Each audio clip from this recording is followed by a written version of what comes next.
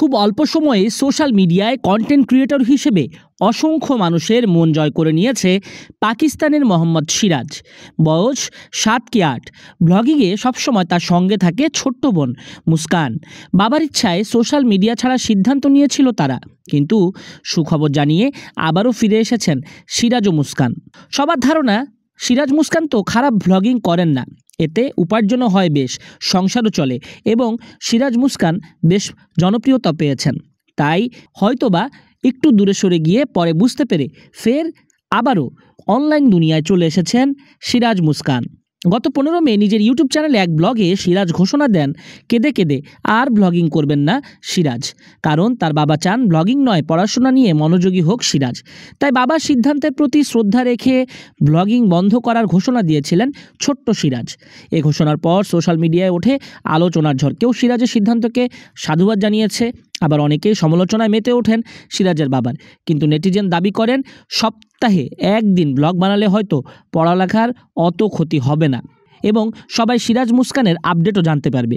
তাই ভুল সিদ্ধান্ত নিয়ে সন্তানের প্রতিভা নষ্ট করেছেন সিরাজের বাবা, এমন সরব ওঠে। তবে আলোচনা সমালোচনার মাঝে এবার মুখ খুললেন সিরাজের বাবা। এক ভিডিও বার্তায় তিনি বলেন, সিরাজ ব্লগিং ছাড়ার ঘোষণায় অনেকে আমাকে দোষ দিচ্ছেন, অনেকে অনেক প্রশ্ন তুলছেন, আমি আজ আপনাদের সেসব প্রশ্নের উত্তর দিতে এসেছি। ভিডিও বার্তায় সিরাজের বাবা বলেন, সিরাজ ও মুস্কানের জন্য আমরা অনেক সম্মান পেয়েছি। আমরা পাহাড়ি মানুষ, সাধারণ জীবনযাপন করি।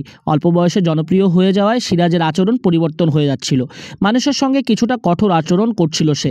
একই সঙ্গে পড়ালেখায় অমনোযোগী হয়ে পড়েছিল ছোট্ট সিরাজ। তাই আপাতত সিরাজকে আমি ব্লগিং থেকে দূরে সরিয়ে নেওয়ার সিদ্ধান্ত নিয়েছিলাম। ভিডিও বার্তায় একদম শেষে তিনি বলেন, এত সাবস্ক্রাইবার বা ভিউ আমি চাই না।